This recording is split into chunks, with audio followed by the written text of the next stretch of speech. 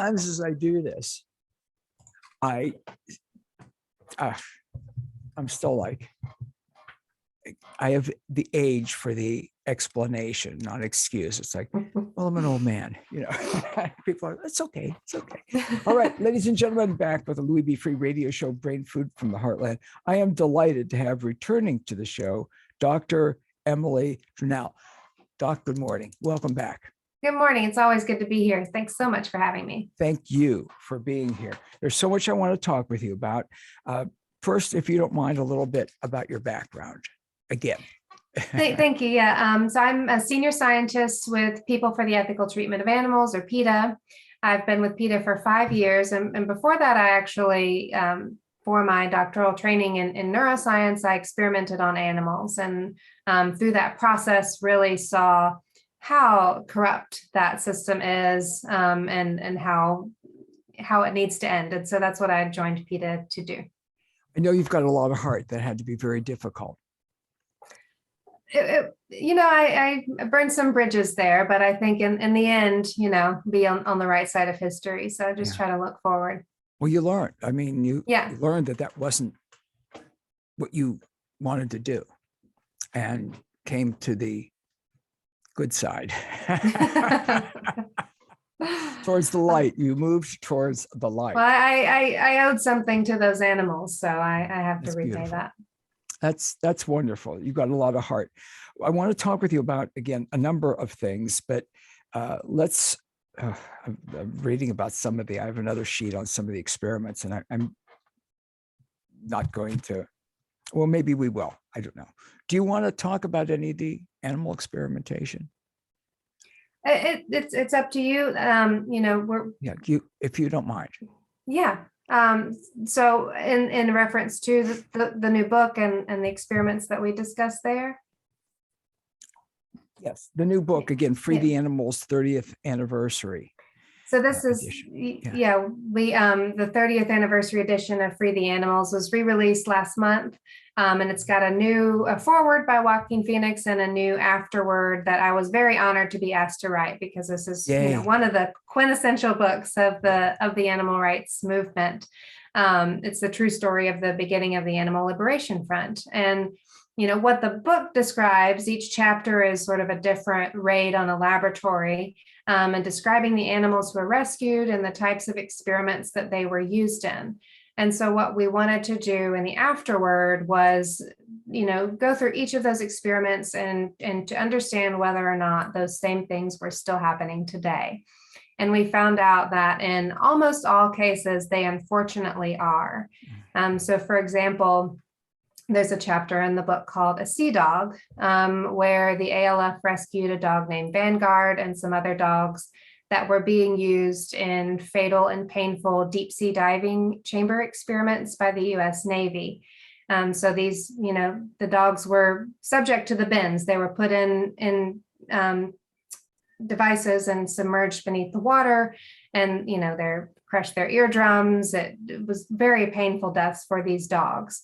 And the US Navy is actually still conducting these experiments, but using sheep instead. And so this is being done at military medical centers and at the University of Wisconsin-Madison. So they expose sheep to simulated deep dives, which rapidly decompresses them and causes them to have the bends. And so many are killed in the process of the experiments. And there are other examples. I don't want to, just have a lot of really hard to listen to things, but this is just one of many. But people need to know. Yeah. You shouldn't turn away from this. Just like we say when I post things about Slaughterhouse or some of the PETA pictures and videos. Yeah, if you're vegan, don't watch them. That you get a pass because you're not. You already know. You're not part of the problem. You're part of the solution. But if you're a meat eater, then you need to watch them to see where your food, I'll do air quotes, no one's going to see, food comes from. Yeah, we've been re-releasing some of the old clips that are from these raids, these original Animal Liberation Front raids, the videos and the pictures. And it's shocking. And the reason that we don't have as many of these videos now is because of the security, and things have gotten so, gone so much more underground. But these same things are happening. Another example is there is a video that we actually released in 1984 called Unnecessary Fuss. And it wasn't taken by PETA or the Animal Liberation Front. It was video that was confiscated from this head wound laboratory at the University of Pennsylvania. The video was recorded by the experimenters themselves, and they show themselves inflicting severe brain damage on baboons using hydraulic devices. And they're holding the animals up and mocking them and laughing at them. They're, smoking cigarettes while they're doing surgeries on these animals. And they're even at University of Pennsylvania, they're still doing traumatic brain injury experiments on pigs. People are still doing these on monkeys. I described there's an experiment at Florida State University, and that where experimenters restrained conscious mice, so they didn't anesthetize them, and they subjected them to traumatic brain injury 3 times a day for 7 days. The mice lost consciousness each time, 21 consecutive impacts. So these things are, we don't have those, the experimenters are more secretive now, but this is all still very relevant, and that's kind of, what we want to talk about, why it's still important to know these things and to understand what's happening and to work with us to stop it. You do incredible work. I want to talk a little bit about the research that fails to lead to treatment of 90%. I mean, you think if only 10%, what are you doing? Whatever they're experimenting on isn't a human. We're going to be different. Like if you experiment on I hate to say it, like a pig and try to use the medicine or whatever for a bird, you're the scientist, not me. My guess is that's not going to work. And that's the truth that we see. So there are several statistics. One of them involves, new drugs. And part of the reason that we, that we're told that all this testing is happening is so patients who are suffering from deadly diseases can get new treatments that work. Well, animal testing is done for that. And 95% of the time it fails. 95% of the time when you get to human trials, those drugs don't work. And so it's not, we're sold that this is, we have to test on animals first because it's not safe to go straight to humans.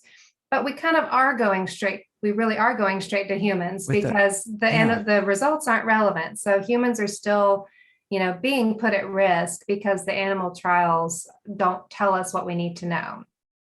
Yeah. And I think people should be horrified about that, even if you don't have any empathy or compassion for the animal that's being tested upon.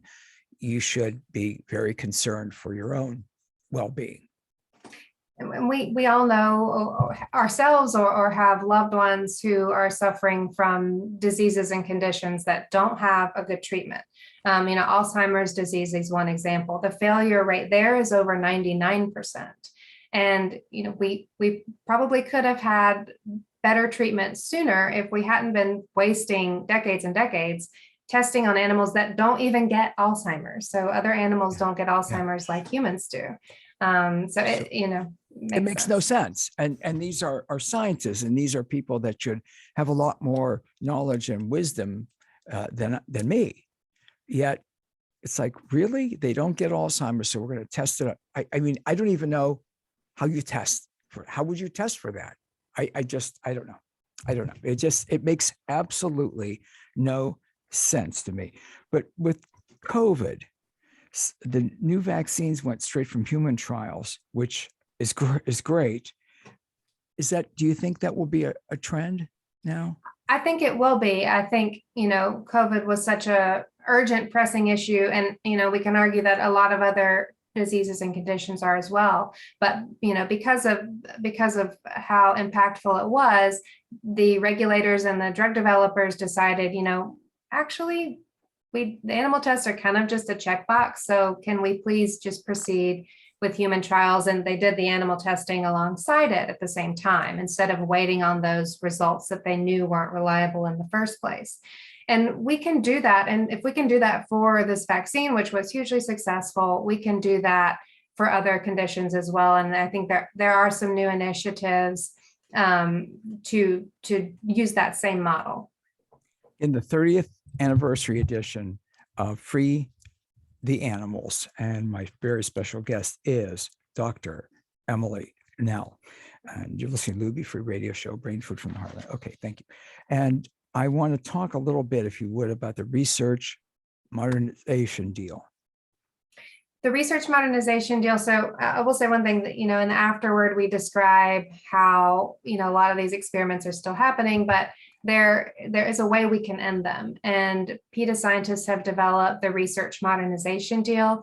It's the first really comprehensive strategy to phase out the use of animals in experiments, starting with those areas where we have the highest, 100% failure rates for treatments that have been tested on animals, and redirecting that funding to more modern, human relevant methods that are based in human biology that are available now. And it's been, the research modernization deal has been endorsed by the National Medical Association and the National Hispanic Medical Association. Fantastic. Absolutely fantastic. Again, we can't go back, but I find it very sad that where we are in the world today, that some of those experiments are still going on. Again, when I read about the swim tests and think it's just that they're doing is just horrific, just absolutely horrific. When you think about this with the research modernization deal, moving forward at a slow pace, medium pace, rapid pace, I wanted to be done. The experiments. I will. I mean, you do, of course. Yeah, it's, we are making rapid progress, especially, after everything with the COVID vaccine, but it's going to be a process. We have to convince a lot of people to really kind of change their trajectory, which there are, innumerable good reasons for them to do, and many people are doing that. But part of what the research modernization deal does, it provides a common sense way to, and a stepwise way to do that. And so we found that can be a little bit more palatable to the powers that be. So hopefully with those changes, and they are big changes, we can make sure that in another 30 years, we're not talking about how these are still happening. Certainly. I certainly want that to be so. I'm talking with Dr. Emily Trunnell, again, Free the Animals 30th anniversary, which is I love that. I love that. When you think about the drugs, 95% of all new drugs that test safe and effective in animal tests fail or cause harm in human clinical trials. And, I had a pitch once about being I think it's because I'm an old man, in a clinical trial for a drug that, and it was like, I freaked out that they even, just to think about that. Again, I understand all drugs have side effects. I understand it. You have to weigh the risk, your risk benefit. I get that. Doc. I understand that. And I understand I had a physician once that quoted Paracelsus, who said, all drugs are poison dependent on the dose. So, of course, but it's just, when you think about that, so they go from these success rates in animals, and then in humans can actually cause harm. There are examples of this, unfortunately. There was a French drug company was testing a drug just a few years ago, and almost all the patients, I believe, had to be hospitalized. Some of them had to have limbs amputated. There are lots of examples of this, unfortunately. There's one of the drug companies that recently retested a drug that they had to take off the market in the early 90s because it was causing blood clots. This was a drug for rheumatoid arthritis and was being used for some cancers. It caused blood clots in humans, and that wasn't predicted by the animal tests that they did. So they retested it in one of these new devices called an organ on a chip that uses human cells, and it showed that there would be blood clots. So we're seeing examples of just like this all the time about how these newer methods, based in human biology, are much more predictive than the animal tests are, and are safer and will lead to, less harm in clinical trials. I want to share something with you. Made me think of, I was prescribed a medication for a short period of time, actually not that long ago. And I asked the physician, I said, is this tablet or capsule? And she said, capsule. I said, can you find a similar drug that is in a tablet? And she looks at me rather, said, do you mind if I ask why? I thought she was going to pink slip me. But I said, well, the capsules are made for animal product. And I know you still have to watch. You should see me looking up medications, make sure there's no, but the chance is that most of them don't have any animal product in them, the tablets. So she kind of gave a little semi eye roll and found one, by the way, that was in a tablet. I expressed more excitement than I should have. Yet, I think it's important to educate people. I mean, it was important to me to not, and if I have to get one that's in a gelatin capsule, I've got veggie caps at home and I transfer them. I'm not going to ingest them. I also don't want to patronize that drug company that, has them. The things you learn along the way. Yeah, and there are, unfortunately, because of the history of animal testing, so many of the drugs available now, did go through animal tests. But, all we can do, we can't stop taking life-saving medication, but we can use our power and our efforts to make sure that doesn't happen in the future. Absolutely. Absolutely. I want to talk, Dr. Trunnell, about, of course, you can go to PETA.org for more information. I want to say this so we don't get short on time. Folks, these things happen because of your donations, generous donations. I hope you don't mind. I always do this. Oh, yeah, but again, I want to do the disclaimer. Dr. Trunnell didn't ask me to do this.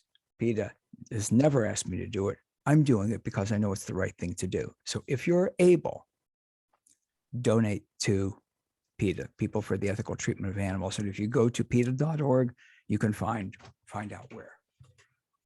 Okay, sorry. Thank you so much. No, that's how we're able to do what we do for our wonderful donors and anyone who's willing to help. Absolutely. And if you're able to, please do. So about the book, availability, tell us about the availability.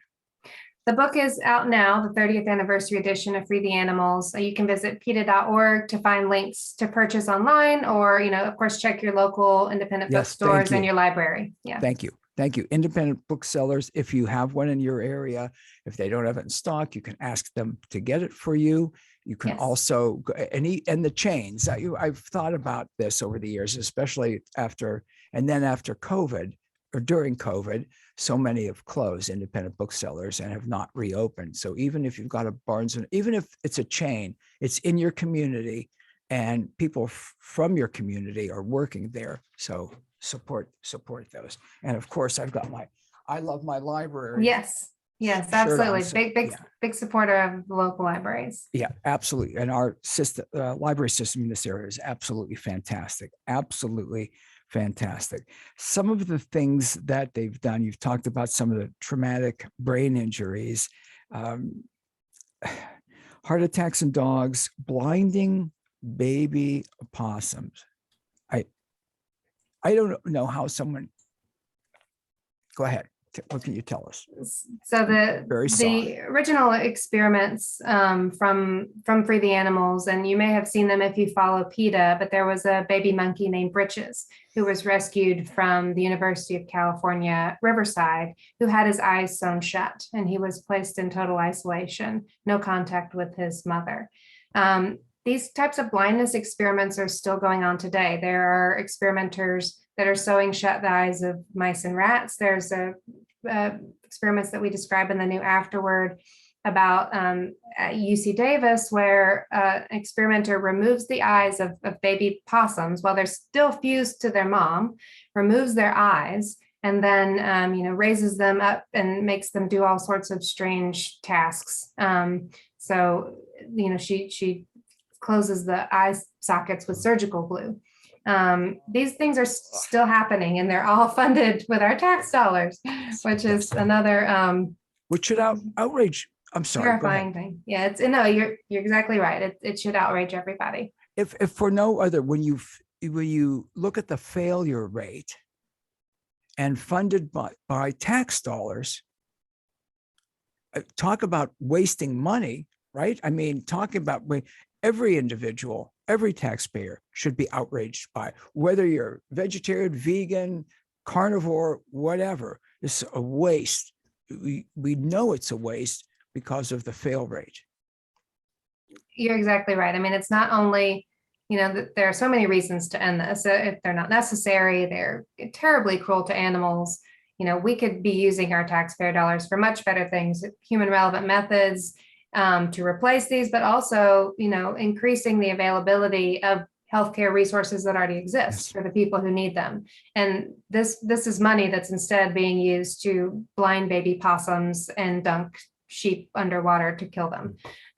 So everyone should be outraged. Everyone should be outraged. If you don't have the compassion and the empathy for the cruelty being perpetrated on these sentient beings, then you should be very concerned when 95% of all new drugs that test safe and effective in animal tests fail or cause harm in human clinical trials. Talk about a waste of money.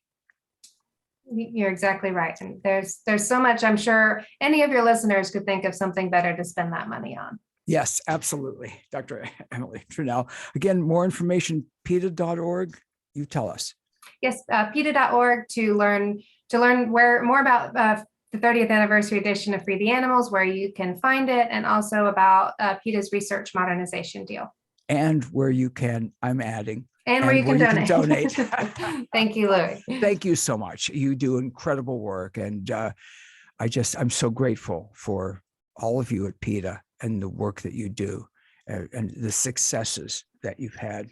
I'm starting to think of some of the frog, where they used to call it pithing of the frog. Now you can do it on I can't remember what the name of it was. Yeah, the dissection that we have. Yes.